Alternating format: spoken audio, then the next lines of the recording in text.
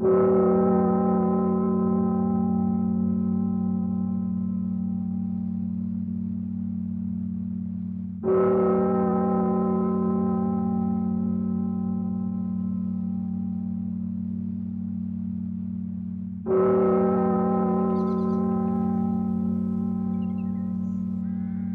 October 27th, 1980, Mark David Chapman bought a gun. On December 6th of that year, Chapman boarded a plane from his home in Hawaii and flew to New York. On December 8th, 1980, Chapman went to a local bookstore, bought a copy of The Catcher in the Rye, and signed it, "This is my statement, Holden Caulfield." He then took a taxi to the Dakota, the Central Park West building John Lennon co-owned with his wife, Yoko Ono. Lennon and Ono had just released their first album in 5 years, Double Fantasy, which had only just that day entered the top 40. At around 5 p.m. on December 8th, Lennon and Ono left the Dakota to go to their recording studio. They always had fans hanging around the building, and before getting into their car, Lennon signed Chapman's copy of Double Fantasy. When John and Yoko returned to the Dakota in their limo at around 10:50 p.m., Chapman had not left his spot in front of their home.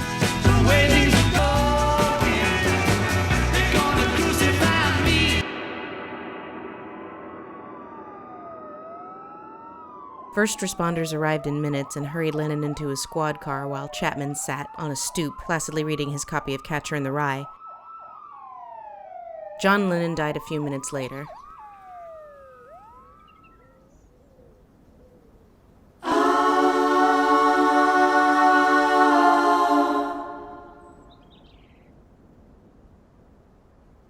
Because the world is round, it turns me on.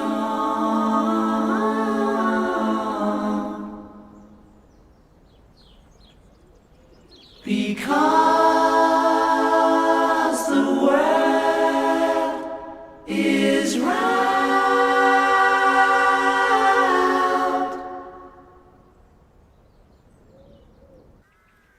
By daybreak, Yoko and some staff returned to the Dakota, finding that the crowd outside has grown past 5,000 people. The Dakota's front desk receives a call from Los Angeles about a threat to finish the job Chapman started in New York. Within a couple hours, a man is arrested at LAX who, in the process, knocks out a police officer while vowing to get Yoko Ono.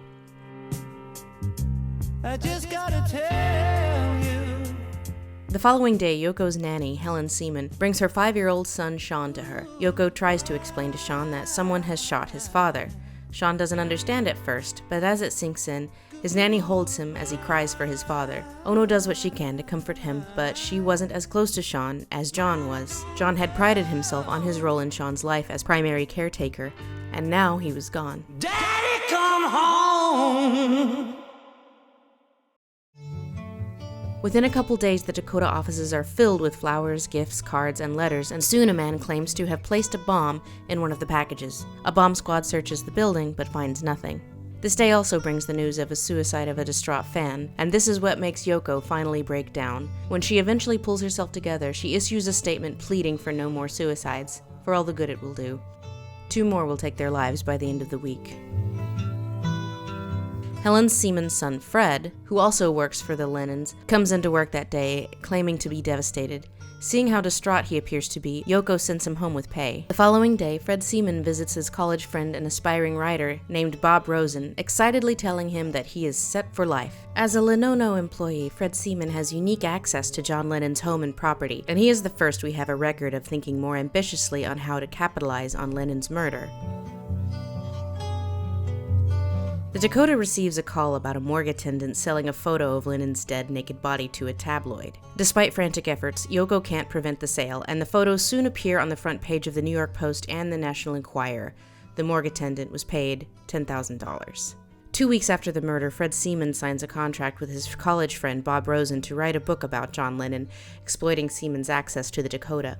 To fund this, Seaman embezzles money from Lenono's petty cash fund, and over the next 12 months, he obtains thousands of private documents, including Lennon's diaries. Upon finding them, Rosen writes in his diary, "Dead Lennons equals big bucks."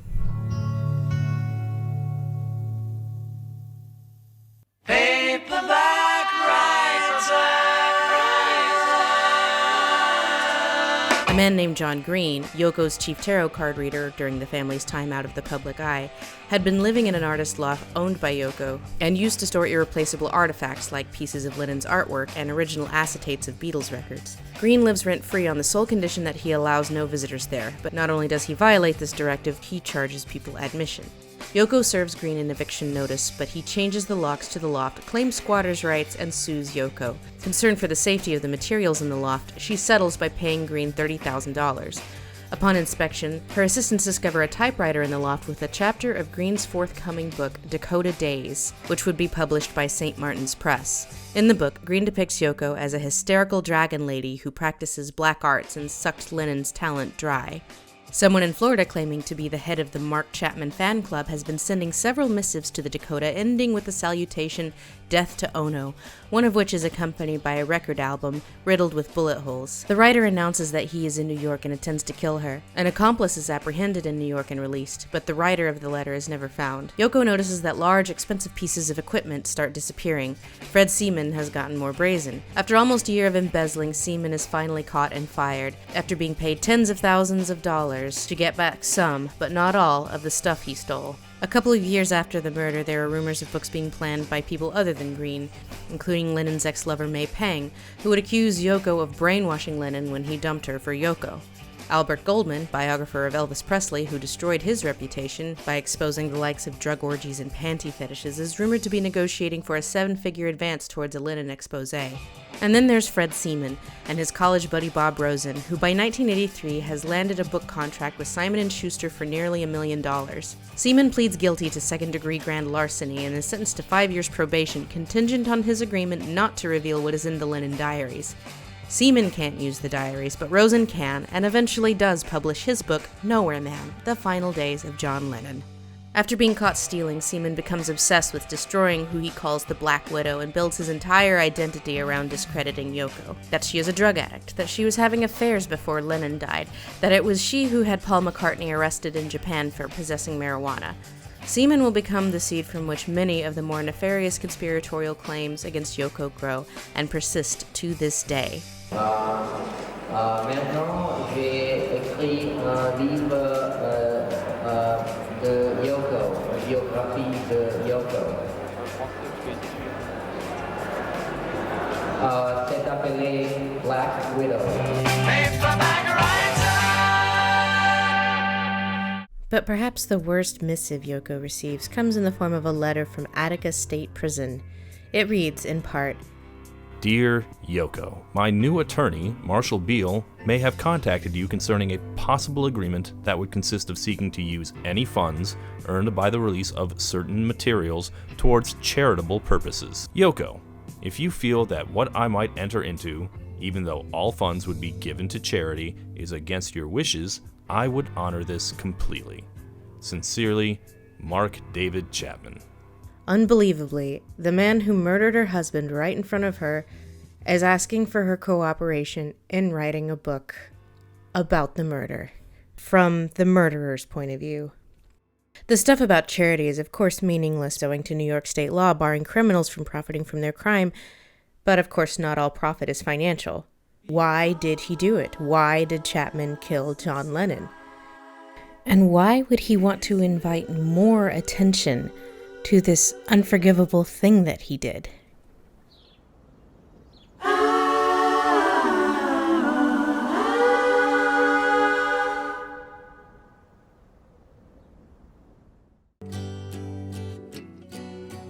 So 40 years later, I'm sitting at a wine bar in Long Beach, California, looking at some Beatles footage on Adobe Premiere that my editing partners just sent, and I've got this giant Beatles bag that you can see from a miles away. It's a designer thing. I bought it in Vegas. I don't think they make it anymore. And this boomer next to me looks at the bag and he looks at my computer and he goes, "Oh, you like the Beatles?" And I'm like, "Yeah, working on a thing." And hand to Christ, the next thing out of this guy's mouth is, Yoko Ono broke up the Beatles? And I'm like, are you serious?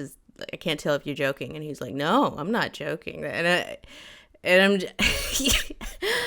like, of all the little factoids, of all that you could drop, all the questions you could ask, about the most successful, popular, well-documented band of all time.